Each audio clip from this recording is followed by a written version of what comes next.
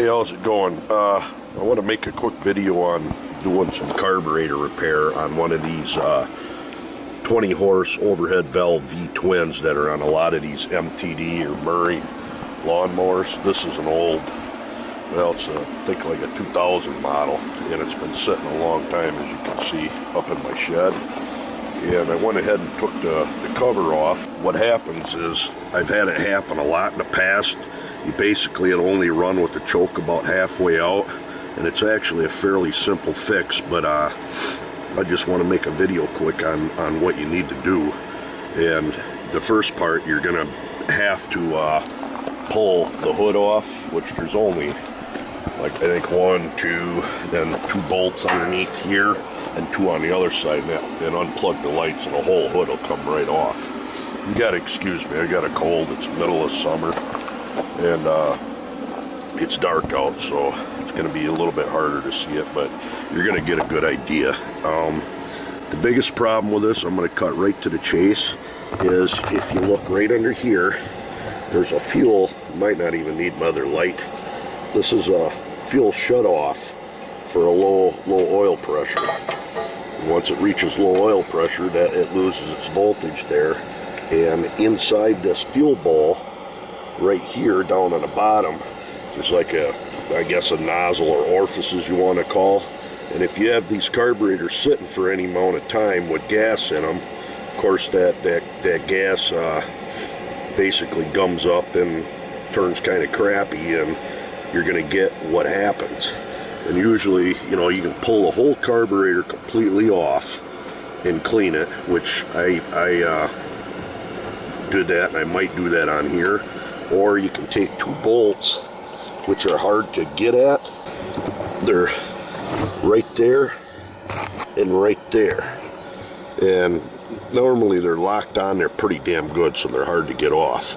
But if you can get that off and work on it, you don't have to take the carburetor off. But generally, you got to take the carburetor off. So what I'm going to do is take the carburetor off quick and just show you what it looks like.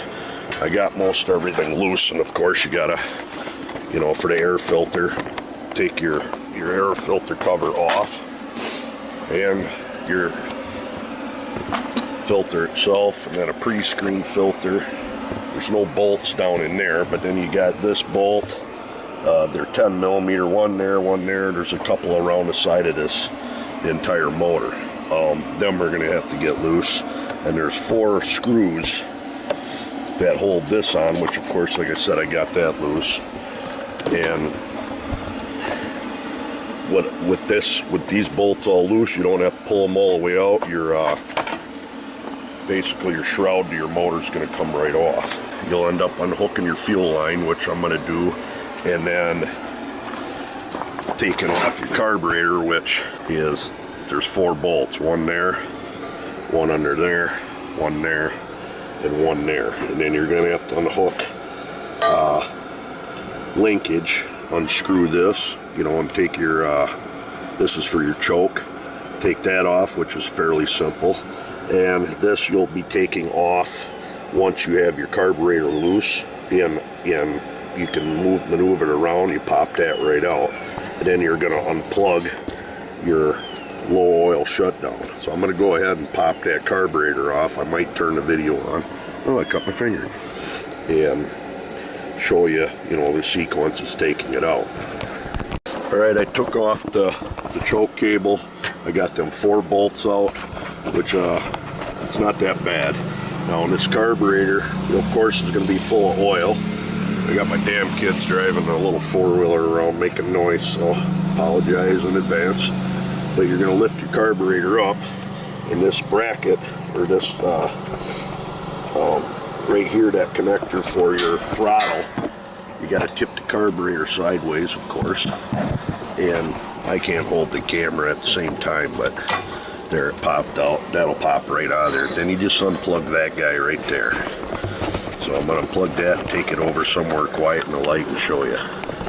Alright, your carburetor will have some gas in it, so you got to drain that out. But what I was talking about is this ball sets and collects over time, you know, gas and it turns crappy, or like turpentine or whatever, and it's going to plug that orifice up, which sucks the gas in and up to the carburetor. And that's the first thing you want to look at for cleaning it out. See if that's plugged. You can take this off, 3 bolts, and this plate comes right off here, which generally them ain't too bad, but it isn't hard. It's kind of self-explanatory when you see that. But to pull that carburetor or that bowl off, it's kind of, like I said, I haven't found one yet that doesn't come hard. I've got this one started already, but I had to use vice grips to clean this off, or to get that one there off. That was a pain in the ass, hard to get to. I might not even break it free on this. Well, it broke right free. So, but anyways, initially you might have fun taking them off. But anyways, take them 2 bolts off, and this is going to pop right out. And oh boy, I'm glad I took her off. Look at what I got here. O-ring is completely gummed up and shot. I don't know if you can see down in there,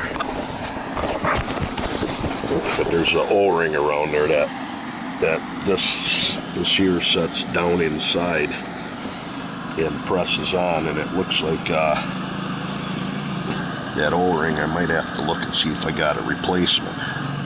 But in a nutshell, if you were to take a little bit of carb cleaner, put it down in there, and take an air compressor and blow, what happens is the gas will go in that nozzle down inside there and come up through here into your carburetor, and that'll plug up and it'll restrict that gas flow to where you need to run your choke.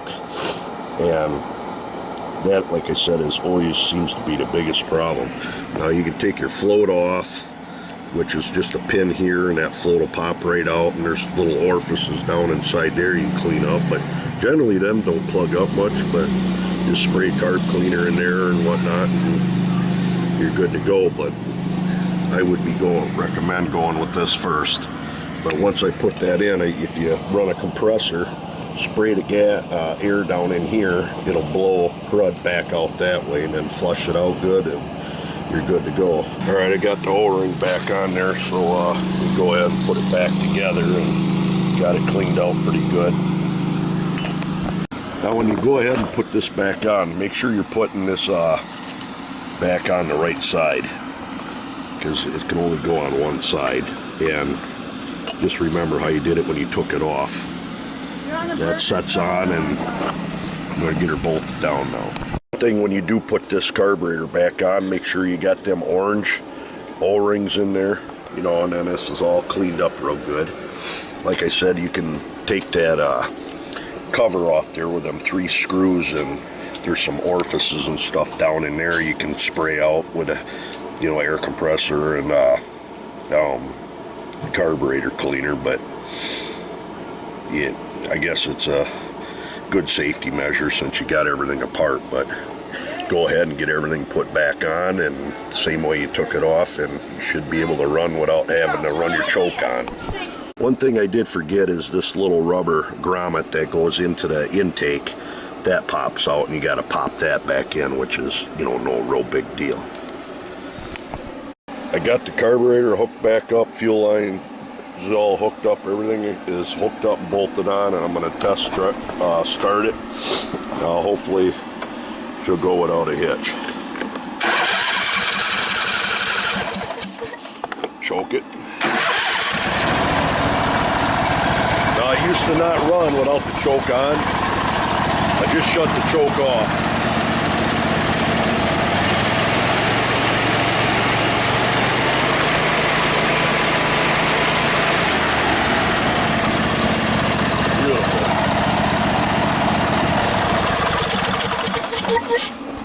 Other than I got a little bit of cleaning to do down in there. Works great. And there we are. Got her all done, put back together. Runs like new.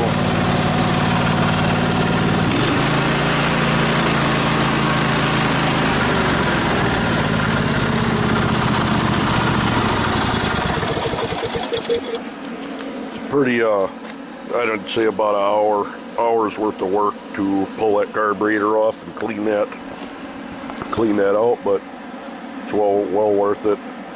Take it somewhere and they'll probably charge you $200.